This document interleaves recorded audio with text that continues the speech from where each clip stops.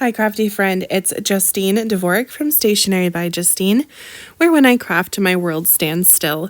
Today I'm going to do a craft roulette process video for a card that goes along with episode 268. Wow, that's a lot of episodes. Pretty impressive. It was with Crafty Al and her daughter Presley, of course, with Mary Gun Fun. And the parameters were as follows. Pretty fun this week. I actually have two cards to show you. So I'm going to show you one on the process, and then I'm going to show you one at the end that I made first, but I felt like I wasn't doing craft roulette proud with how I did it. I don't know if that makes any sense, but I feel like I took the easy way out. So I'm going to show you two cards because I was feeling like that was needed.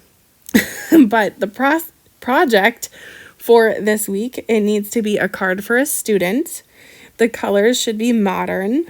Element is clothing, and the abstract is the random section is an abstract blob.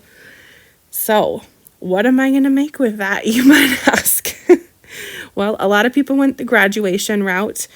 I thought that I would make something that's a little different because that's just kind of my vibe, especially recently. I've been doing a lot of mixed media stuff, so that's the direction I took.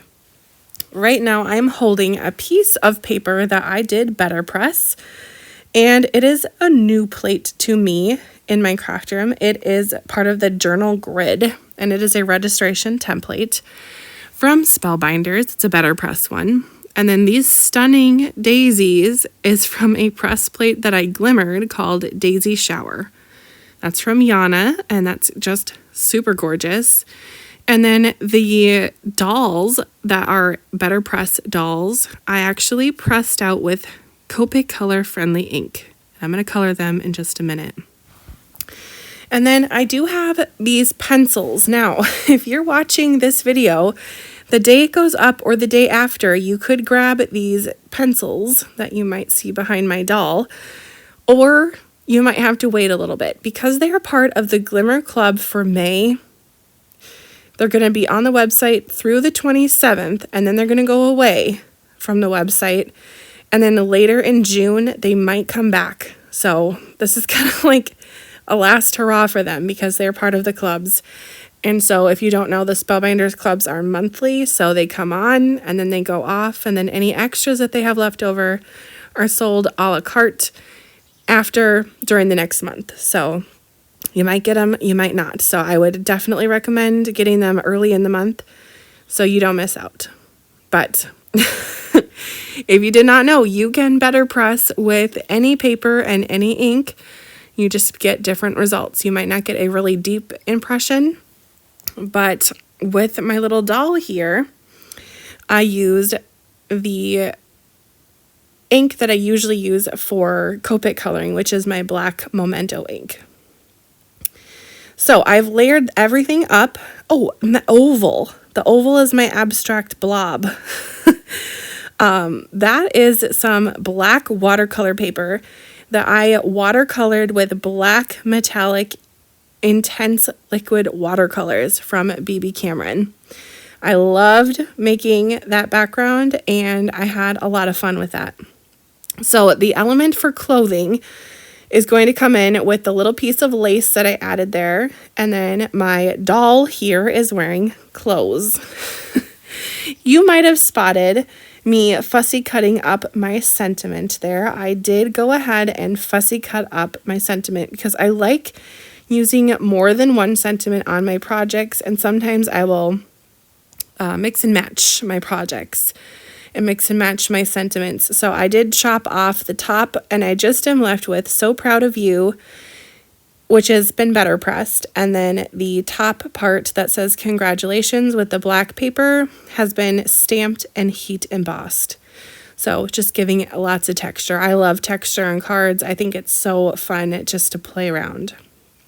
Now I am Copic coloring this girl. I stamped her on Marshmallow cardstock, which is from Pajama Crafter Stamps. It is friendly with Copics. So basically treated my better press like a Misty stamp tool. Works really good, and you can get lots of impressions pretty quickly because you can just run it through your Better Press machine. Similar to a Misty, you just have to open and close the door multiple times and you can get quite a lot of images stamped. I find it a little bit easier than using a stamp block, but what do I know? If Better Pressing is not your thing though, the dolls, like this gal that I have, she's a little doll, there are dies. So if you rather do die cutting, you can totally do that. I know Copic coloring isn't for everyone. I still too am learning how to Copic color well. I am practicing, and to me, I think that's the only way that anyone can get better is by practicing. So I really enjoyed coloring this doll because it has quite a lot of areas to work on my hair coloring technique, if you will. I'm using 100, which is black, and this will be my darkest shade, and then I'm going in with some cool tones because I want her hair to look like it is super shiny. I'm not giving her gray hair or anything. It will just look like a dark black hair that has a shine.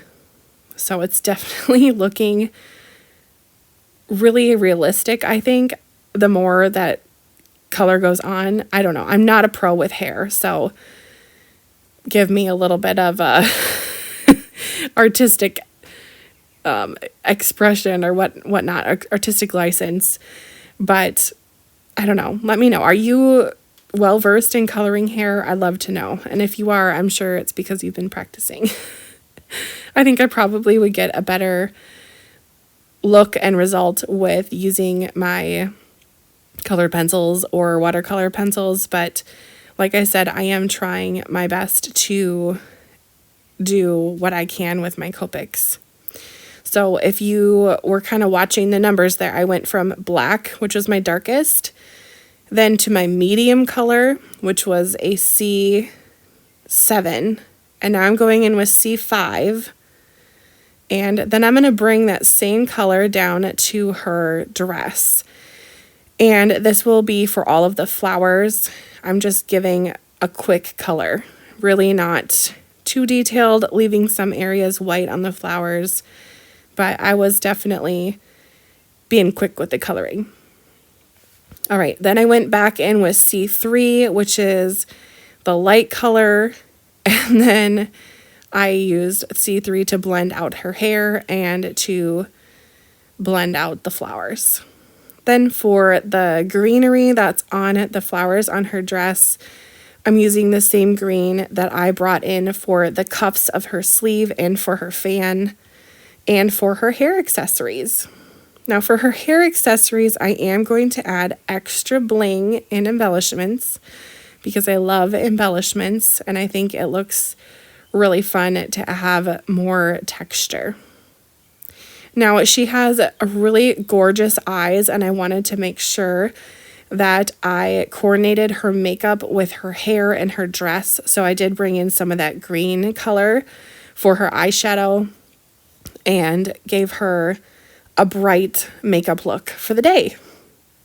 Now this card could be for a student. I probably would not use it for any of my kindergartners. Although I do have several past students who have been graduating or graduating from 8th grade, graduating from high school, etc.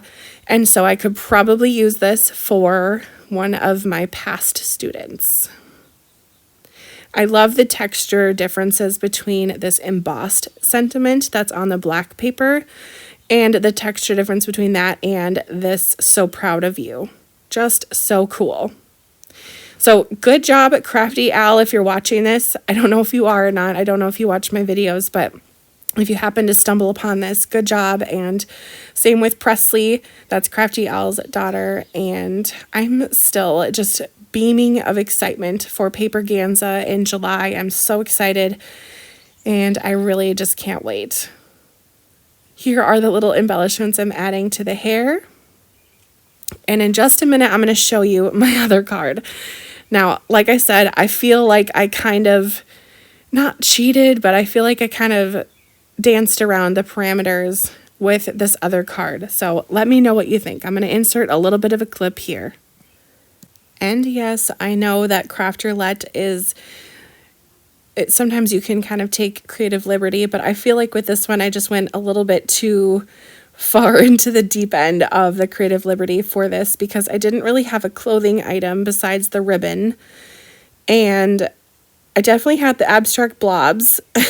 And I didn't really have too much of like a student, even though I definitely would call this one a graduation card because of the blue and gold. Those are my school colors where I teach. But I didn't feel like it was quite clothing enough or quite card for a student. So I'll use that footage for another video coming soon to my channel. So if you're interested in how I made that one, you can go ahead and subscribe and click the notification bell, and that will alert you when I have other videos on my channel.